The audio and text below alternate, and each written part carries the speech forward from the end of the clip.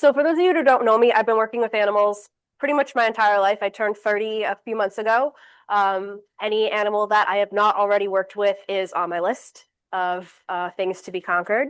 I'm a certified National Veterinary Association pet nutrition coach, and I'm also certified in commercial pet food, and canine herbalism through Dogs Naturally. My professional schooling, I went to school for psychology. Lots of people say, why did you go to school for psychology if you want to work with animals? Because I already know everything about animals, but people are the other half of the equation. They're two sides of the same coin. So I always said, in order for me to be able to understand animals best, I need to understand how humans interact with them and that whole other side of their lives. And then I took that a step further, and my graduate work is through the University of Exeter. I got a degree in anthrozoology, which is the study of the human-animal relationship. So Phoenix is actually the reason why I have my business now, Wild Roots, and why I do what I do. I adopted him in 2021, and this is what he looks like when I had him. You can see he's got, I'll use my little pointer, he's got hair loss on his ears here. He's got all this tearing around his eyes. His nose is a little chappy. This picture, he's got some hair loss around his eyes. And he overall just looks a little bit miserable. And he is a service dog, and he loves working and loves what he does. So it was more beneficial for me to continue working him and bringing him with my day than leave him at home for things like this. But still, I wanted to fix it. I said, this isn't good.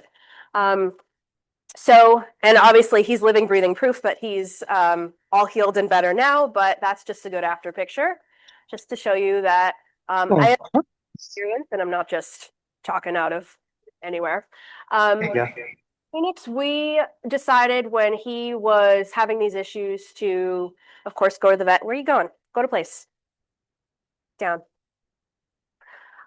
We went to the vet, we went to a dermatologist, and all they were really willing to offer me was a prescription kibble and injections and things that I just didn't feel were necessary at the beginning stages of our journey through what was, I thought, and I was right, was an allergic reaction. So over the course of a year or two, Phoenix fully healed from all of his things. And now I do a lot of work with using food as medicine and helping animals with similar problems, but I can also tackle any other issues. Gut issues are a big one, anxiety and behavioral issues. Anything you can possibly think of, there's a good chance it can be fixed through a change in the diet. Tonight, one of the things I want to talk about mostly is, where do we start if our animal is healthy and we just want to make sure we're doing the best we can? So I want to change my dog's food. Where the heck do I start? So we go to the pet store and we look at all of the kibbles and we say, they all, of course, every company is going to think they're all their own fantastic brand, but how do I know as a consumer what's good and what's not so ideal? So to start the journey of how we become more aware of what our dogs are eating, we're going to look at the same place we would look for human food, which is the ingredients list. Every time we flip over a food for us, we want to see just how good or bad it is. All of the truth is going to be in that ingredients list and nutrition facts on the back of the bag. And the same thing is going to happen for your dog or your cat or any pet that you have.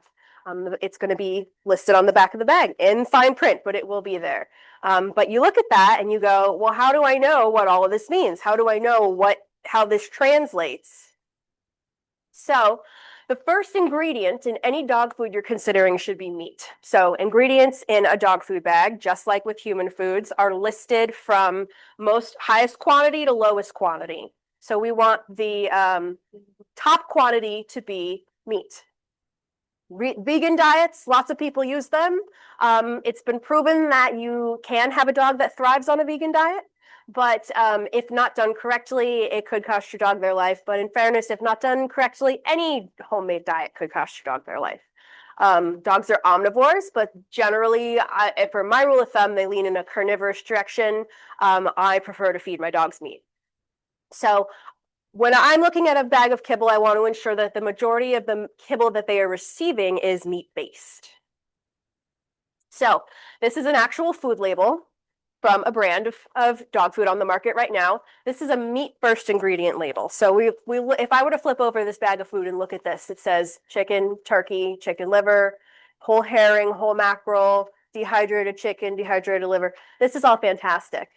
And then if you go all the way down to the bottom, this isn't the entire label, but the rest, that what would be underneath this are the vitamins and minerals and preservatives that are added in to balance the food out. So I like to look at foods listed above the salt content to get an idea of the bulk of what's going to be in the label. So, like I said, their food is ordered in a bag based off of the weight on a dry matter basis. So when we start getting into preservatives and salts and everything at the bottom, we can deduce that the amount of something in the recipe is substantially smaller. So sometimes you'll be reading the back of a label and you'll see, like down here with all the other preservatives and stuff, they'll say blueberries or spinach, and you'll go, oh, that looks awesome. Those are healthy things. They're going to be in such small quantities because they're below the salt and they're all the way down with the vitamins, and it's really not worth it. So I always find salt when I'm looking at a label and see what's above it. And this is a lot of good stuff that is going to be in decent amounts in a food. So in comparison, this is a bad first ingredient list by my standards. And this is again an actual food on the market now. Whole grain corn, meat and bone meal, corn gluten meal, animal fat, soybean meal, natural flavors, chicken byproduct meal, and it just keeps going. There's salt, and then everything after it, and then it would continue on with the preservatives and the vitamins and minerals in it. Things like meat and bone meal that aren't specific to a certain animal concern me, because there's a lot of loopholes in manufacturing laws for things that are not really good quality meat and bone meal to go into them. It is legal, unfortunately, for some companies to sneak in animals that are roadkill, or animals that have been euthanized and have barbiturates in them, and they can and will put them in dog food. So I usually try to avoid things that aren't specific. I want, just like this one, I can go back, as specific as possible. I love how fantastic this is. And I love also that there's organs as well in here, because giblets, liver, heart, gizzard, those are all fantastic sources of nutrients. So corn is the first ingredient in this one, then we get into all the other stuff. So there's no meat in this food. I don't think that is appropriate for dogs. And I really don't think, to be fair, this would really be appropriate for anybody to thrive off of. I don't think this is a diet that is going to fuel the body to live a long, healthy, happy, prosperous life.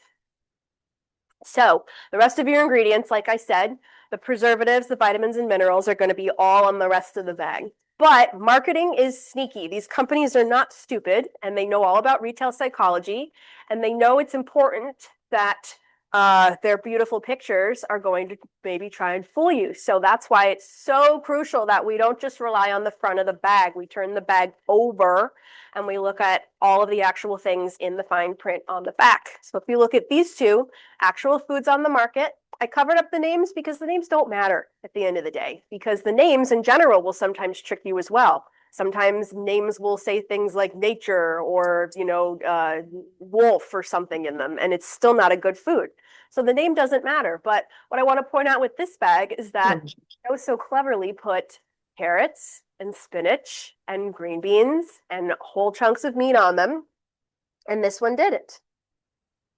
This bag is the worst food out of the two, but the retail psychology that applies to us humans is looking at the colorful, shiny object on the shelf and saying vegetables and saying healthy and just putting it in the cart. This one is going to take a little bit more brain work. It's not as exciting. It doesn't appeal to the shiny part of our brain as much, so we might overlook it. Same thing goes for the actual kibble and how the kibble looks on the inside. This one is got cool shapes, different colors. It goes to that fun part of our brain that wants to do fun things, and it's giving us a reason to buy it over the dog who doesn't really know his shapes or colors. And then we have this one on the bottom that might look a little more dull, but is probably going to be the healthier option out of the two. So a lot of marketing and a lot of tricky work goes into the bag and the packaging. So don't let it fool you. The first thing I do is I'll pick up a bag, I just turn it over. I let what's actually in it speak for me, and I don't let fun pictures trick me into picking a food that most likely does not have any of this in it. So what are some red flags that we could pull out of a list of dog food? Soy, wheat, brewer's rice, corn, and unidentified meat and bone meal are all things that I try to stay away from. Obesity is one of the largest killers of dogs today, and the culprit lies in the amount of carbs that we're feeding them. The best way to keep carbs as low as possible is to omit these things and other high amounts of fillers in your food, as well as making sure they're well exercised and, meeting their needs in all the other ways that keep them at a healthy weight. But lots of times foods are a lot higher in carbs than they need to be, and it's just making our dogs fat. And it's really sad. I see a lot of dogs I see at least one dog a day that is overweight. I saw a dog today that was 12 years old and was overweight. And I couldn't believe he was still going. It's very sad. So that's a big one I look for as well, is that I try to keep the carb content as low as possible so they don't get fat. So first ingredient rules can sometimes backfire. You might come to me and say, Allegra, I found this food and it's got beef listed as the first ingredient here, so it must be good, right? This is another trick of marketing. Ingredients are listed by weight before removing the moisture. So if we were to take beef and put it on a scale as is, and then whole grain corn and put it on a scale as is, the beef's going to be heavier. And so they say, okay, so the beef is heavier. It's the first ingredient. It weighs the most. It's the highest amount in the food. Then they remove the moisture so they can put it in a kibble, and it becomes listed as put in as dry matter basis. So before we remove the moisture, the beef's going to be heavier on the scale than the whole grain corn. But the corn doesn't really have as much moisture to remove. So by the time we remove the beef, there's a good chance there's going to be less of it in the food than the grain. But they measure things before removing the moisture. Why? I don't know. But once the moisture is removed to make the kibble, there's a good chance the corn is going to be higher in volume than the dehydrated beef. So it's a trick of measuring protocols. Don't fall for it. This food is still not a good idea because there's a good chance there really isn't that much beef in it. All of this, I would say, is going to weigh a lot heavier. And then as you go down, this will be an extended list as well. You go into your vitamins and minerals and things like that. That first ingredient label is the one that I really like when you have just rows and rows of full, wonderful, healthy foods. Okay, grain-free. Everyone's heard of dilated cardiomyopathy. We're all terrified of it. At least I am, because everyone says there are absolutely no signs and symptoms of it, and your dog's just going to drop dead one day. The worst. So what's the issue with grain-free foods that cause heart failure? Everyone's vet says don't feed grain-free. DCM is a heart condition that's caused by a lack of nutrients that support the health of the heart muscle. So essentially, the muscle itself of the heart is too weak to work anymore. It just gives out. Taurine is a vital ingredient for heart health. It's very important. And it's included in healthy amounts in all kibbles approved by AAFCO. AAFCO is the American Association of Feed Control Officials. And 99% of kibbles on the market are approved by AAFCO. So any food you buy from a pet store is going to have the AAFCO seal on it, and it's going to say this has been tested and proven to be a complete diet for dogs.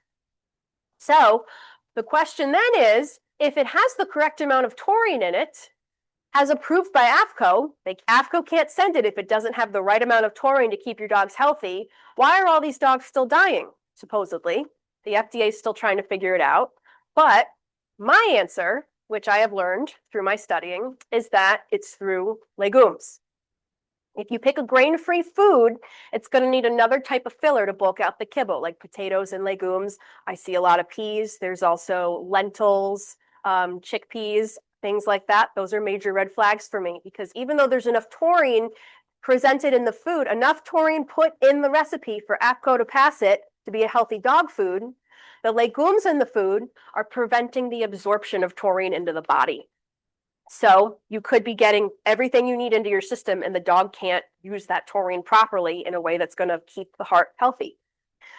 Legumes are also going to irritate the gut lining. It can cause leaky gut, which is going to manifest in lots of other behaviors for the dog in ways that prevent nutrient absorption and will express in different body issues as well. So for all of those reasons, I stay away from grain-free foods, but not necessarily because the grains are the problem, it's because I don't like the legumes in them. So pea protein is also a really cheap way for kibbles to bulk their protein content through plants and not meat. So if I were to flip a bag over and see, oh wow, it's got a lot of protein in it, that's good, but I see that there really isn't a lot of meat in it, it's primarily just peas, pea protein, and other lentils and things like that, I can see that the majority of it is plant-based protein coming from legumes, things that are just going to irritate his stomach and just really not do what I need to do. So even if you choose to pick a food that is grain inclusive, note that legumes may be the problem. So that's what I always try to stay away from in terms of issues relating to the heart and taurine. So this is a grain-free food. And at a first glance, this would seem like a fantastic food, right? We've got deboned chicken and then chicken meal, potatoes, peas, and everyone's like, oh, this is great. There's just whole foods in here, foods I can recognize. But as a grain-free food, I see potential with the peas here to cause a problem. A lot of foods also will use garbanzo beans and other different types of legumes for the taurine absorption risk and as a plant protein source. So even grain-inclusive foods can have legumes in them, so watch carefully. But if you are on a grain-free food currently and the dog has a sensitive stomach and you just want to try to make a slow transition, majority, if not every single brand, will also have a grain-inclusive option available as well that you can look at and see if there is a slight change you can make and get those legumes out of the diet. Absolutely. Sure. Grain-free foods are going to be labeled as foods that don't have grains in them. So absolutely, it's required to say it on the package. So if you look at the ingredients here, and again, there are more underneath, but that's all the vitamins and minerals and preservatives. There are no grains in here at all. But they have to bulk out the kibble somehow. So they use potatoes and peas and tapioca and other things. But there's no rice, there's no barley, there's no corn, wheat, things like that. Yeah. Yes. Cats is a whole nother ballgame because dogs can manufacture their own taurine, cats can't. But I don't, the same thing will go for cat foods. You're going to see the same type of thing on cat food bags, where you're going to see a lot of garbage on some of them, and then other brands are going to be absolutely fantastic as well. So I would say I would definitely say you could do grain inclusive for cats, but cats are a whole different ballgame than dogs, more or less. Yeah.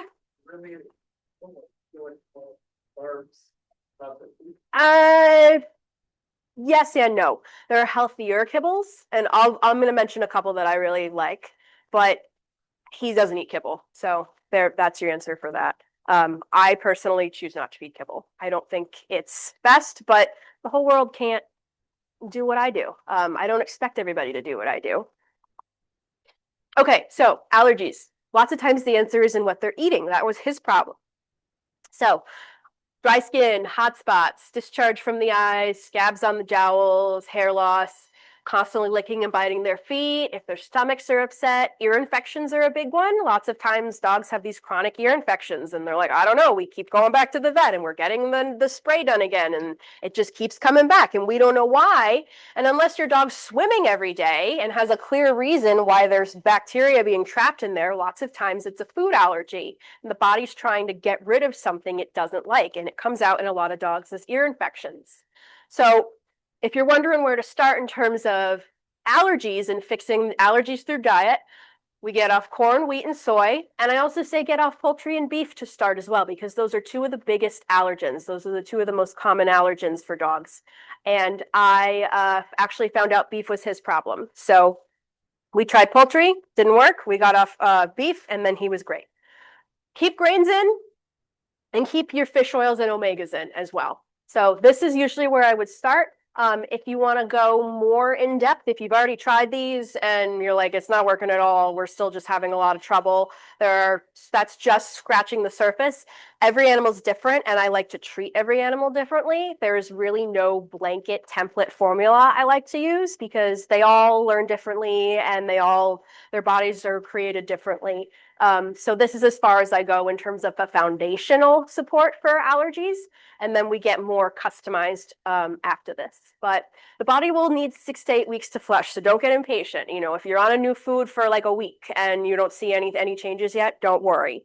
My rule of thumb is I want things to stay the same or get better instead of getting worse. So with him, when I took him off poultry and he was solely on beef, he got worse. And I said his hair fell out more. So I said, okay, I'm not waiting 8 weeks for this to get better. We're going to change it. But if things are coasting while you're changing, or getting better, that's great. But just don't worry if you don't see instantaneous results. The only thing I worry about is we don't want it to get worse. That's when I will make a change before 6 or 8 weeks is up and pick another avenue. So what would I buy? Eating healthy is going to cost more for your dog, just like it's going to cost more for you. It's just how things are. So I'm happy to help you find cost-effective options because I know the pain of trying to provide for him in a way that's healthy for him, but it's also financially reasonable because it's easy for people to stand up here and say, oh yeah, you got to feed this food. It's amazing, but it's going to cost you $300, $400 a month. Okay, so not everybody can do that. And I fully understand. And I'm not here to judge. If you have a budget, I'm happy to work within the budget. I would much rather we go from nothing to something than stay at nothing at all. And there are also a lot of things you can do that just incorporate into your daily life, make small changes here and there and take things out that are also going to make a huge difference as well. But if we're looking at things from strictly a composition standpoint, my favorite brands are Origin and their sister brand Akana. He's eaten both of them. Yum Woof is fantastic. They are internet only. I think you can just order them online. You probably won't buy them in stores. Dr. Marty's is fantastic. That's a freeze-dried raw formula that we use when we travel. Primal is also great. Nature's Logic is really good. Badlands Ranch, that's also, I believe, internet only. That's Katherine Heigl's brand. And I thought for sure like a celebrity face wouldn't be a good quality food. It's actually very nice. And then for cats, Pure Cravings is really great. There are other cat brands that I like as well, but Pure Cravings is known for not having any heavy metals and high mercury levels in their foods as well, which is important for our cats that eat a lot of fish. So what would I never reach for? And the price point is going to reflect this, but the foods with no meat that are full of starches and flavorings are at the bottom of my list. And here's some of them, but not all of them. Alpo, Royal Canin, Science Diet, down. Phoenix, down. Thank you. Pedigree and Beneful. He's like, I'm leaving if we're talking about this stuff. Vets often are going to reach for Royal Canin and Science Diet. There's a good chance that your vet's recommended it to you. It was recommended to me. And as your dog's human, it's up to you to advocate for them and to feed them based off of what's right in your heart. I did not think that either of those brands were right in my heart to feed him. I didn't think they were going to fuel him in a way that would help his body heal itself. But vets really like them because they are peer reviewed. There have been multiple studies backing up that they are a complete and full diet. They were formulated by board certified veterinary nutritionists, but considering the ingredients in them, which is entirely what I want to talk about tonight, they unfortunately fall to the bottom as well. If you are purely looking at them from turning the bag over and seeing what they're made of, there's little to no real meat content in them. So these brands are also going to be easy for you to find in things like the grocery store. Pedigree, Beneful, and Alpo, and many others like those are going to be convenient for you to find while you're at Stop and Shop or at Walmart. Whereas the brands that I like are going to be a little harder to get a hold of. Maybe you have to go to Petco, make an extra stop, or order them online or something like that. So I usually think as a rule of thumb that if I'm at Walmart and I want to say, oh, I'm down the pet aisle, can I get a treat for him? There's a good chance there's nothing at Walmart that's going to be healthy for him. You might find a little Shining light somewhere. I think like at CVS, I've found like one or two single ingredient treats that are really nice, but I don't tend to look for promising things in anywhere except a pet store. The grocery stores just don't really have stock that I think is good for them. So prescription diets, your vet may have recommended a brand that I don't personally reach for. Every dog's different and they have their own personal needs. You know, your animal might be on a kidney diet. Urinary is very popular for cats. They might be on a weight control diet, something like that. Anybody that is on a prescription diet or has any concerns prescription diets based are, I'm happy to talk about it and tackle that on a one-on-one basis. So this fully tonight, we're just talking about ingredients based health for your average healthy dog. If your dog has kidney disease and they're on a special diet, I'm not going to recommend that you go through all these steps and go to the store tomorrow and pick a food based off of what we're talking about now, because it's not a healthy dog. The dog needs a little bit more support with a specialized diet. So there are absolutely options and different things that we can discuss for diets based off of a medical need.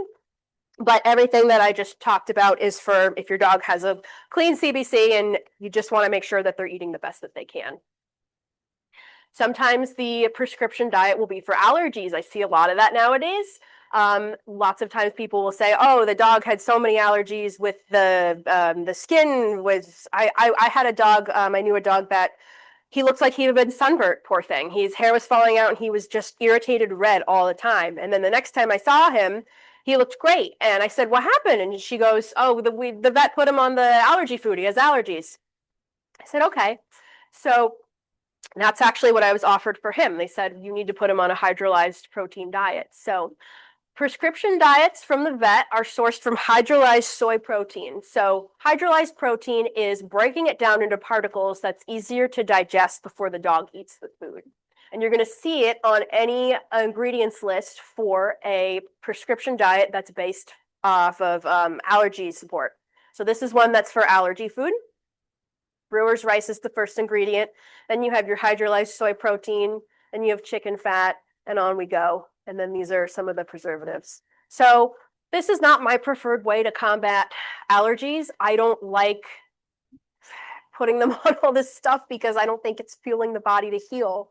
And the method I used with him, which worked very well, was to start with protein elimination. There's a high chance there is a protein your dog is having an issue with, in combination with other things like leaky gut or dysbiosis, which is an overgrowth of the bad gut bacteria. Lots of things can be causing the dog not to fire on all cylinders, but I don't necessarily think that hydrolyzing the protein and putting it in a kibble with brewer's rice is going to necessarily solve the problem as well as it would if we actually figured out what the dog is allergic to. Okay, supplements. I pet sit sometimes, and it's like a nightmare nowadays. It used to be just a scoop in the bowl. Now it's a scoop, and then I have this little jar that you put one scoop of this in, and then we've got this little jar. I don't know what it is, but it's got like a dog on the front, and you put a scoop of that in, and then you put water in it, and it's crazy the amount of people that have tabs and supplements and things that they just think we should be using. So some of them are important, and some of them are a total gimmick. Don't worry about multivitamins. I don't even know, to be honest, why they sell them, because every food that it has been approved by APCO is balanced. It has all the vitamins and minerals in it that your dog needs. We as humans are like, oh, multivitamin. We give the kids multivitamins. That's good. You know, we've got the extra calcium in there. We need zinc. They don't eat their greens and everything. The dog's diet is already fully balanced. There's no holes for us to fill in. So the multivitamin is more or less a scam. Don't worry about it. Omegas. Highly, highly important. I love omegas in his diet. Fish oil is fantastic. My favorite type of fish oil is the one that comes in the small glass jar instead of the large plastic. I, in the past, have gotten the huge gallon-sized plastic jars of containers of fish oil, and you just do one pump in each meal, and you think you're good to go. But the problem is that has a high chance of oxidizing faster, and you're actually feeding rancid product. So if you're going to go to fish oil, any type is fine. They're all good, and I actually encourage rotation, but the goal is small glass container in the fridge so it doesn't go bad. Phytoplankton is also a really great source of omegas. And then there are topical options as well. If you are in a protein elimination journey and you're like, okay, we're coming off fish, we got to see if fish might be what we're allergic to. There are things that you can put on the dog topically that are going to help absorb some omegas without it necessarily interfering with a fish elimination trial as well. Probiotics are fantastic. Lots of kibbles are going to have probiotics in them already. You're reading the back of the bag and you say, oh, it says it has 10 billion CFUs of strain of probiotic. Fantastic. I don't put a lot of weight on that because foods go through very high temperature manufacturing processes. And by the time the probiotic in the kibble gets to you, it might not be very good anymore. So I always supplement. However, my saying for probiotics is different strains for different pains. We say, oh, the dog has an upset stomach. We're gonna let me give him a probiotic. And then a week later I hear, I don't know, I did the probiotic and it didn't help at all. Because there are multiple different types of probiotics and they each do a different thing. You've got dairy-based, multi-strain, soil-based, yeast-based. For example, yeast-based is the only type of probiotic that can withstand the harsh conditions the body is under when on antibiotics. So the dog goes on doxycycline for some reason, and you say, oh God, I was on doxy and it messed me up. I'm going to put him on a probiotic to make this easier. If you put him on anything other than a yeast-based probiotic, the doxy is going to just destroy it. The doxy is going to cut through every single thing you could give the dog unless it's yeast-based. So different strains for different pains. You're so close yet so far if you want to put in a probiotic and it's not doing you any good. Phoenix doesn't do well with dairy, so we stay off of dairy-based probiotics. He does best on soil-based. So there's so much wiggle room in probiotics to find what works for each individual animal. For joint support, super important. My top 5, my core 5 are glucosamine, MSM, chondroitin, collagen, hyaluronic acid, and silica. All of these things can be made synthetically. So if we go to Costco and look at the Dasaquin bottle or, find something that says joint support or the Glycoflex bottle for dogs and say, oh, fantastic, joint support, throw it in the cart. There's a good chance if you turn it over, it's going to contain all of these things, but made synthetically in a lab, which is hard for the body to absorb. My rule of thumb when I want to get any sort of a nutrient in my dog is to figure out which whole food it comes from. Glucosamine, green-lipped mussels are the highest naturally occurring source of glucosamine. So you could do I know companies that sell freeze-dried green-lipped mussels, just plain you could give to them. You can give them a mixed supplement or 100% clean supplement of green-lipped mussel. It's really important when I'm flipping over a joint bottle, I want to look for an actual food and not just for a glucosamine, because if it says just glucosamine, I can more or less deduce it's synthetically made. MSM is awesome. MSM is a tough one though, because it's organic sulfur. It's hard to find naturally occurring sources of that. So the majority of that is going to be synthetically made. However, raw broccoli has some of it. So throw the dog broccoli next time you're making dinner. Bone broth, especially homemade, is fantastic for chondroitin, collagen, and hyaluronic acid. I make his own because it's more cost effective, and I'm happy to share the recipe than the ones at the stores, which, especially for a giant dog, just aren't going to last long. That's chondroitin, collagen, and hyaluronic acid. And I prefer to make it out of things like chicken feet as opposed to other bones, like body bones, because you can pull lots of nutrients out of the lots of joints that are in chicken feet. Dr. Judy Morgan, who's one of my gurus, says feed what the problem is. So if the dog has heart problems, you feed them heart. If they have liver problems, you feed them liver. If they've got joint problems, you feed them joints. So you can do freeze-dried duck foot or something like that is great.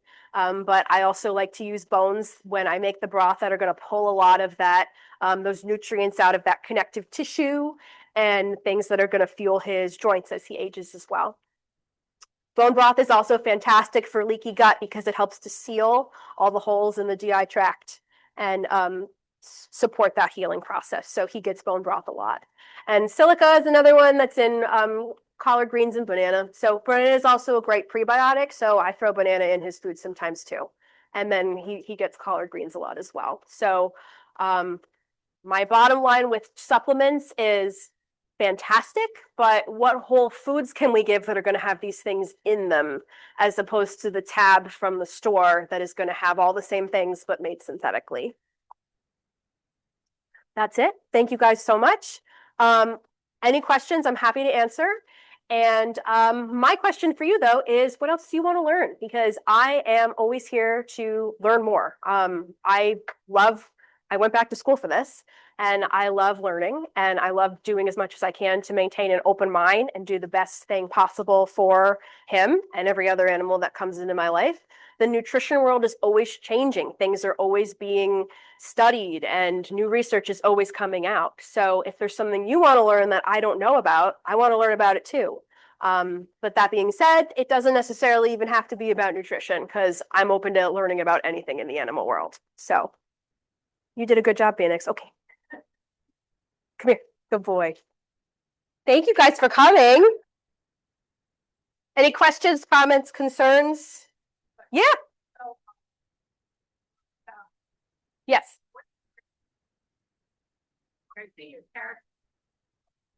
Yeah. Treats, it's more or less the same type of thing. You turn over a bag of treats in the store and you're going to see just as much garbage.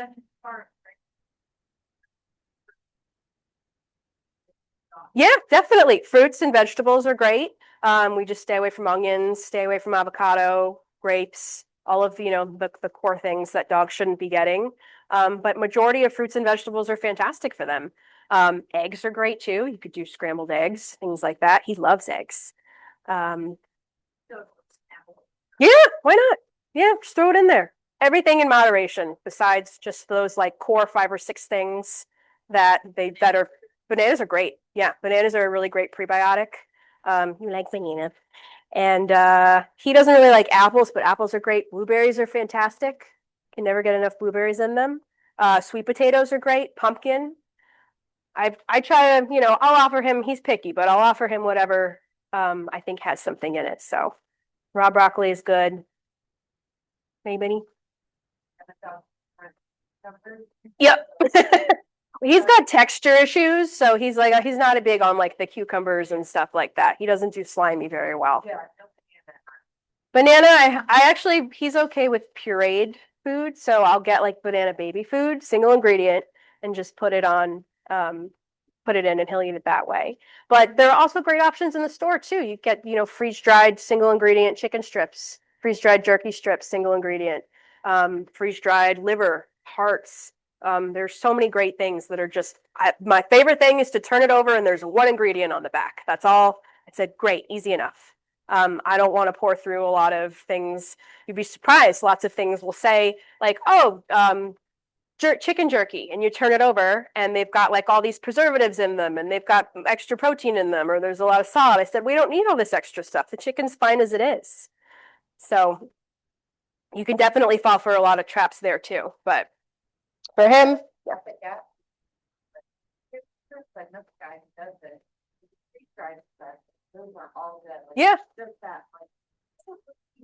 it's that easy. It's totally that easy. Yeah, I mean, you could even make your own if you're so inclined. I make his bone broth just because it's easy to do, but I can't. That's as far as it goes. Everything else I leave to the experts.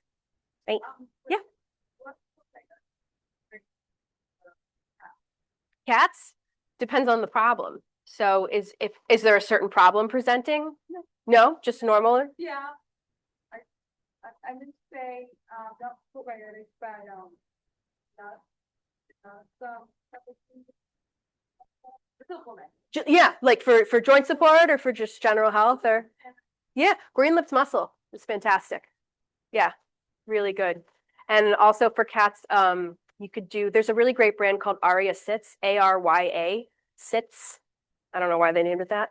But they've got fantastic things you can give cats. Like they've got freeze-dried fish, they've got quail eggs, which are great. They might also have green-lipped mussel or something like that as well. But they're very clean and they've got good stuff you can rotate in and out. Yeah, absolutely. Yeah. Friends.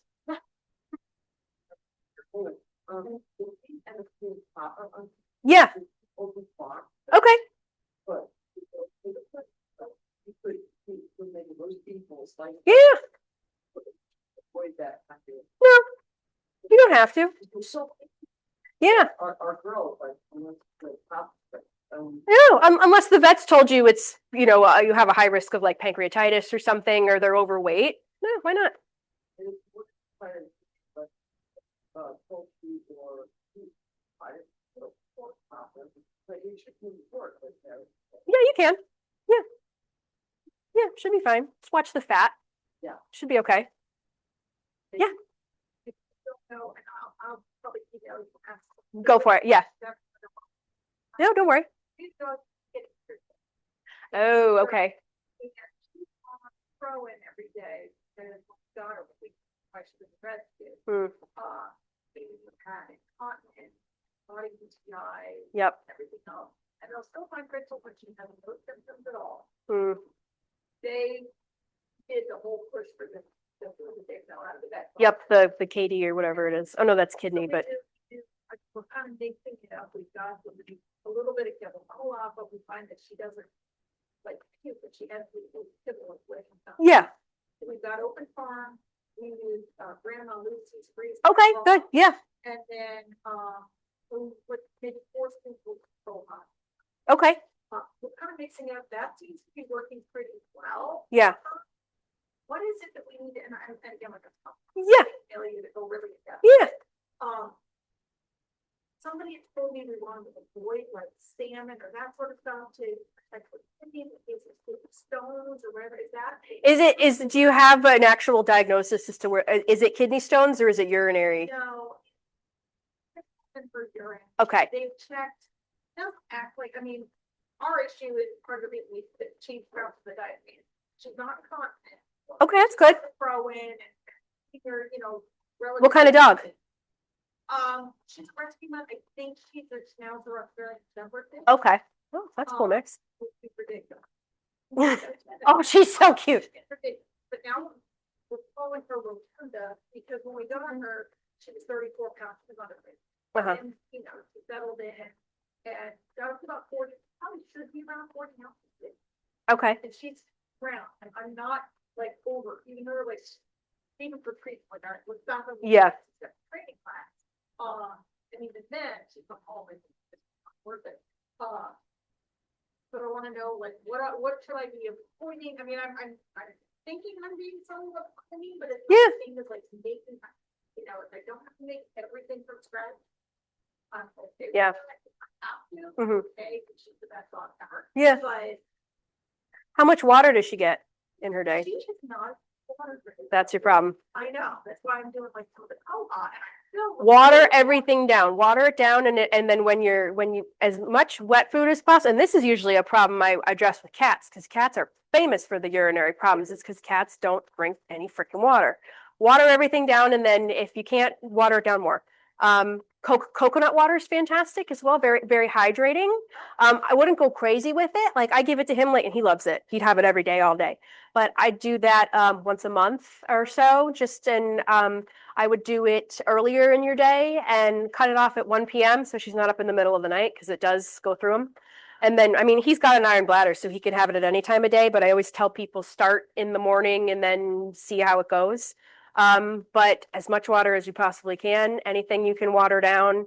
If, maybe make her dinner an hour before, soak it in water and let it get really wet. And if she'll have that, that's a good place to start. In terms of things to eliminate, I wouldn't worry about that as much anymore. And we can go into more depth about her issues as well. She'll have a lot of anxiety. That's good. Okay, good.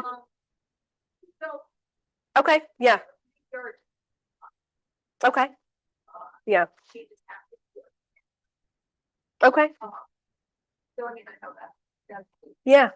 Hydration's your main goal.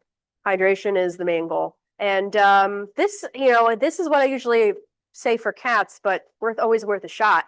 With cats, I say, make sure that the food and the water are on different sides of the room. Because there's an ancestral file preserved in cats that says, I don't want to eat any food that's near my water. I don't want to drink if it's near my food because it could be dirty. So try it. Okay, what about Try it, yeah. Cats love movement, so they're gonna love it. Yeah, I always say he learns backwards. He does everything backwards. So like that's what I mean by individuality is you kind of have to find what works for them. Is, just because one person's dog didn't do well with, I guarantee I can already hear a vet saying, "Oh, it doesn't matter." I mean, leave the food next to the water. But if all it takes is you move it on the other side of the room and she drinks more, why not do it? So that might just be what she wants. Yeah. Yeah.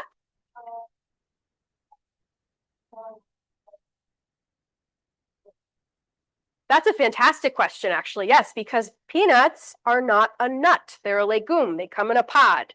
I have taken peanut butter out of his diet because it's not good in terms if we're going down the same path as the legumes and the things that will inhibit leaky gut and encourage leaky gut and could potentially be a problem with the taurine. I'm actually interested as to what the FDA has to say about that, but that's a fantastic question. I don't recommend peanut butter at all. We totally got rid of that. If you want to use a lick treat, and by all means, we do a lot of lick treats. I freeze baby food. I freeze single ingredient baby food, applesauce, carrots, blueberries or whatever. Pumpkin is fantastic. I'll put those in his Kong or in something for him to lick. Or I'll freeze his bone broth so he still has opportunities to lick and chew and stuff. But when I first got him, we did a lot of peanut butter. So I'm not surprised if that also might not. Even the single ingredient peanut butter, if you say, oh, I make it myself, it's really healthy. I get the one from Whole Foods that's just peanuts, still a legume. So I don't recommend peanut butter, no. Sure, absolutely. Yeah, that's another big thing.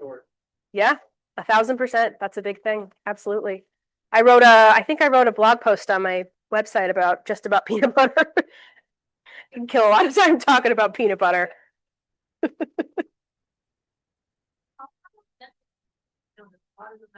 No, they're look on the back. It's all garbage. It's all potato starch and garbage. Best thing is just hard chews they can chew. If he's a big chewer, I'm very blessed. Do you? I know. Well, yeah, and that depends. It's like you're damned if you do, damned if you don't, because some vets will say, "Oh, I don't give them anything that you can't bend between your hands, because then they'll snap a tooth." But then I had a trainer tell me, "Don't give him anything that you can bend, because then he'll eat it." So I'm like, do I just not give him anything? So that goes on to what your dog does best with. With him, I know we're a higher risk for him ripping up a chew, and he doesn't go hard enough that his teeth will break on things like an antler. So if you're comfortable with hard chews, any pet store will have great recommendations as to things you can use to help them really scrape their teeth down. I also really like using beef cheeks. He can't have beef, but we use water buffalo cheeks. Those are great, and he gets a lot of chew out of those, especially for power jaws. Water buffalo cheek rolls, yeah, you can get them on Amazon. The cow-based ones, the beef ones, you can get at any pet store, but we're not that lucky. And those are great because those are really difficult. Like he is like my power chew sort of litmus test. If I'm like the box says, oh, it's good for power chewers, I say, okay, let's see how long it takes. And that's the one that holds up because he's cleared everything in 5 minutes. I get an hour out of the beef cheek. So they're just dehydrated spirals, single ingredient. And when he chews on them, he tints it a little pink, a little bit of blood, which I don't mind seeing because I know his teeth are being cleaned. So chewing is fantastic, but those dental chews, I don't even know what the thought process was behind whoever made those, because one, they break so easily, there's no scraping of the plaque going on, and two, they're made all of potato and starch and garbage, so they don't really do anything. And some people say, oh, it's for the breath. It doesn't do anything for the breath either. Nothing for the breath. Yeah. For cats? Yeah. Yeah. Yeah. Yeah, they're like divas. What food are you feeding them? So I'm not comfortable with kibble.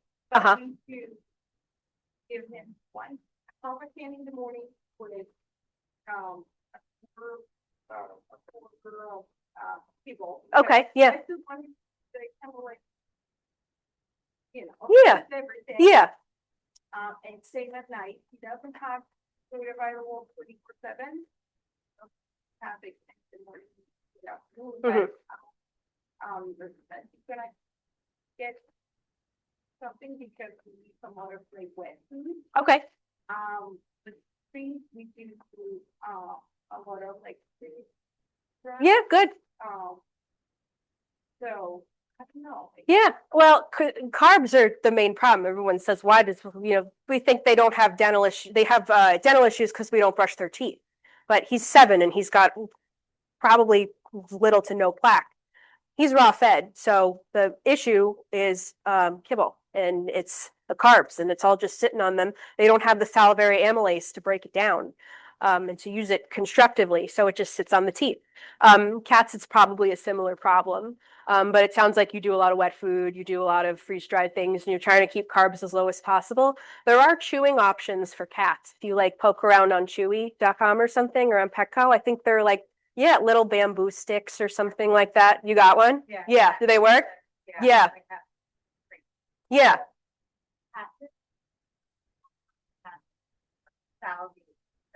Yeah.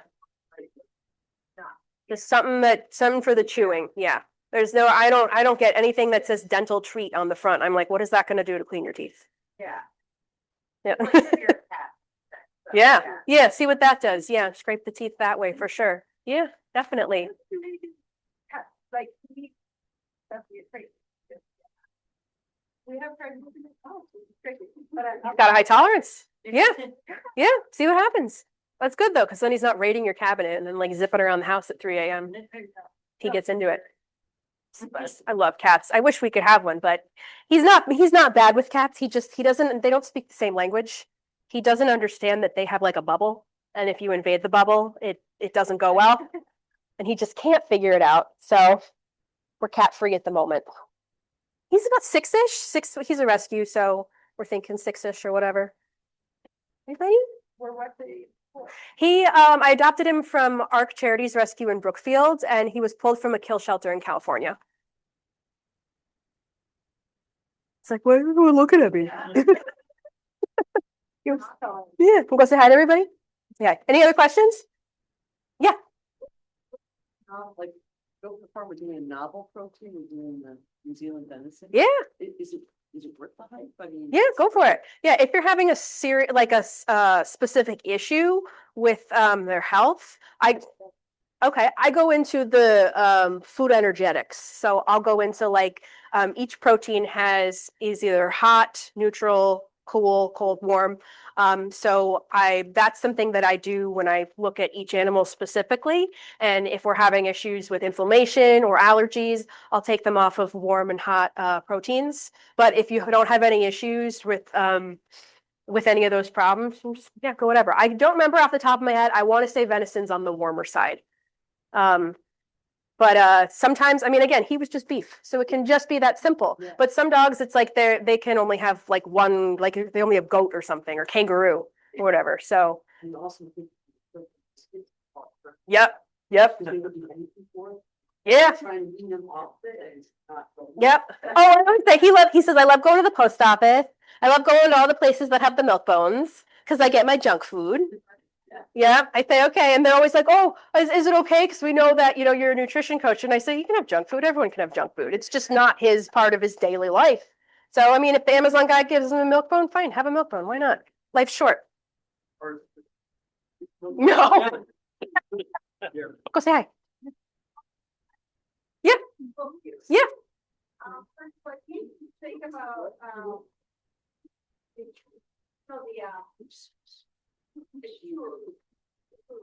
Oh, yeah, churros. Yeah. And then what I think that I put. Oh my God. So it was kind of. Oh, boy, yeah. And then I started like. Chicken, stuff like that. Yeah, I mean, there's nothing wrong with home cooking. The problem is that if you miss one key nutrient, you could spiral and have a lot of nutrient related problems. Churros are junk food, so they're fine, but just in moderation. I know they come in really handy with cats because you can sort of convince them to do anything you want as long as you have a churro in your hand. Um, I would check out Dr. Judy Morgan. She's fantastic, and she has like a wealth of knowledge on. She actually has recipes for like homemade recipes for balanced dog and cat food if you want to make things at home. So I would poke around with her a bit. She might have some good treat options and stuff like that. I'm sure there's something out there you can make that like replicates a churu that's healthier that you could use in addition to the junk food and things like that. So she's a great resource. Dr. Judy Morgan. Yeah, she's fantastic. Like, so, banana. Yeah, That.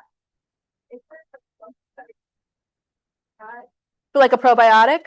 still for like snacks and whatnot that are Cat, like that? yeah, cats are a little trickier because cats are obligate carnivores as opposed to omnivores. So in theory, if we go down to the root of what the cat is, how nature made them, and how they eat, they're going to do best off meat as opposed to plants. That doesn't mean they're not going to try to eat everything they see, and it doesn't mean that there are other ways that companies try to sneak in things that aren't good for them. But at the base of their core, they're going to do best off meat. So it's hard for me to say, oh, hand them an apple, hand them this, hand them that. But there are fish is great. I mean, you could do fish. I mean, any different type of fish. Dr. Judy might have other options for that. I wish I had more tricks for cats. Unfortunately, we're a catless household, right, buddy? But yeah, she's great. And I had another thought. Where did it go? Um, there are lots of things you can get that are at the pet store that are just freeze dried single ingredient fish, like the minnows and things like that. Aria Sits, check out that brand Aria Sits and just Google it. You know, I Google stuff every day. You could just say, what are some things in the kitchen I can give my cat as a healthy snack? And yeah, yeah, yeah, yeah. I Google stuff all day long. You know, there's no harm in that. Um, right now. Yeah, Vital Essentials is 10 of 10. Love them. Yeah. Yeah. And you can even give them, yeah, even things that even if it says dog treat on it and it's single ingredient, like it might say dog treat, but it's just heart, just poultry heart. You could do that. You know, single ingredients, fine. I give him stuff that is technically, what are they called? They're like the little popsicles. They're like the freeze-dried cat treats, but they're like on the popsicle stick. I totally forget what they're called. They're like called paws or something. They come in a pink bag and they actually look like they're going to be horrible for them. And then you turn it over and it's really good. Cat treats, but all that's in it is like tuna and, you know, it's dehydrated tuna. So I'm like, sure. So he had that, even though it's a cat treat. So don't be afraid to look in the dog section as well. And, you know, just because it says it's made for dogs, it doesn't necessarily, if it's single ingredient, there's nothing in it that's been balanced for a dog by AFCO or whatever. So feel free to kind of play around with different parts of the pet store as well. Yeah. Yeah. Yeah. How much nutrition? The right answer is depends on the vet. The answer I usually give based off of my personal experience is slim to none. Exactly, as much as regular doctors do.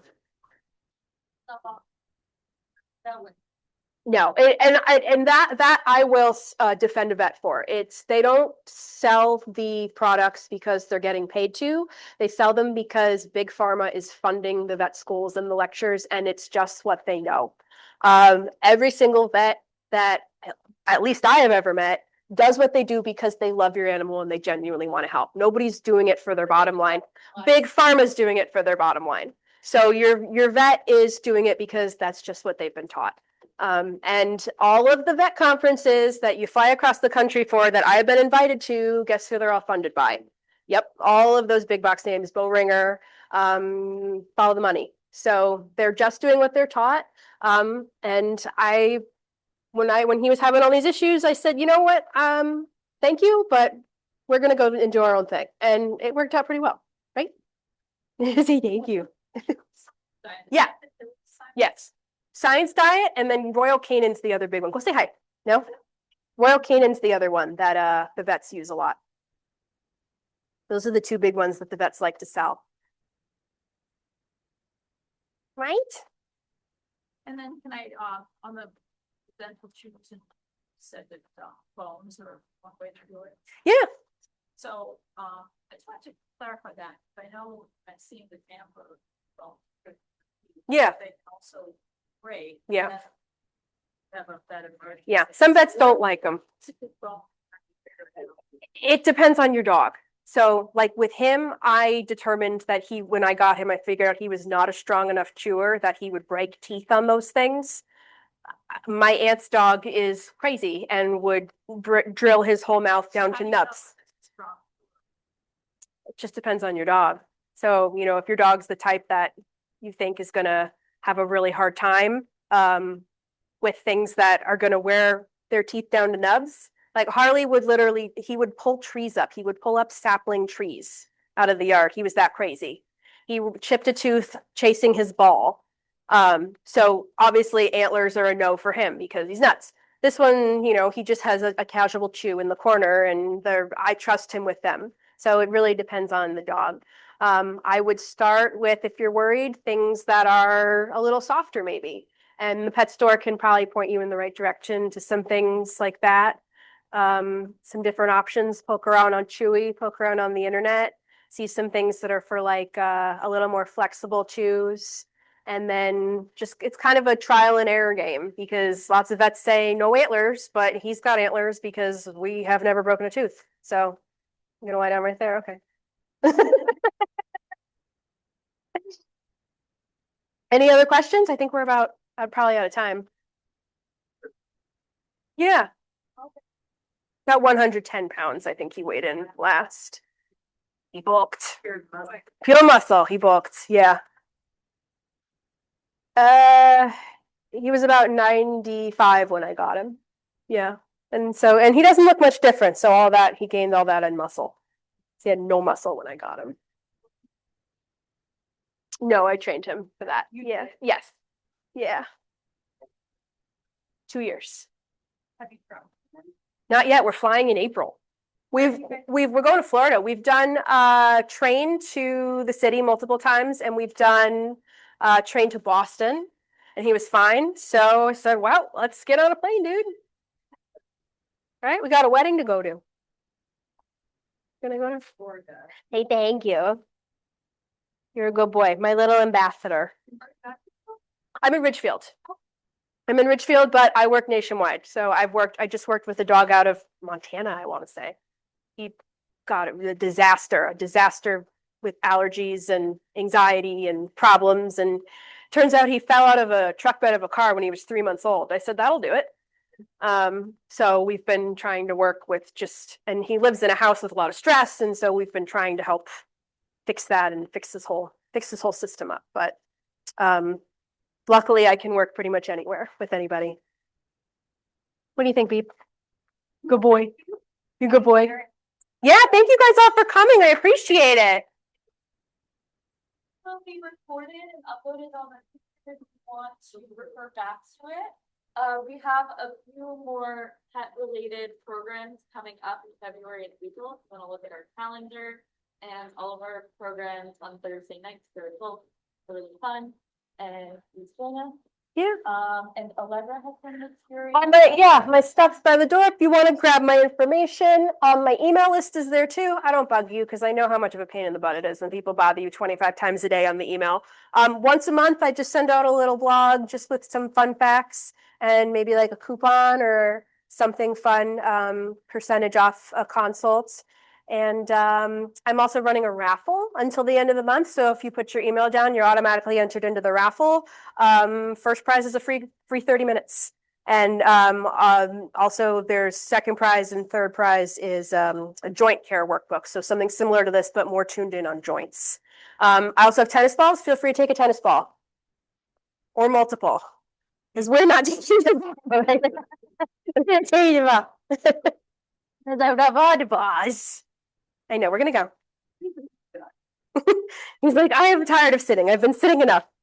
You're a good boy. We had a full basket with a glass. Oh, God. Yeah, that could be fixed. Well, somebody fed him kielbasa at our rehearsal. Yep. That messes them up. We used to get ice cubes in the summertime. Yeah. We left, we had a female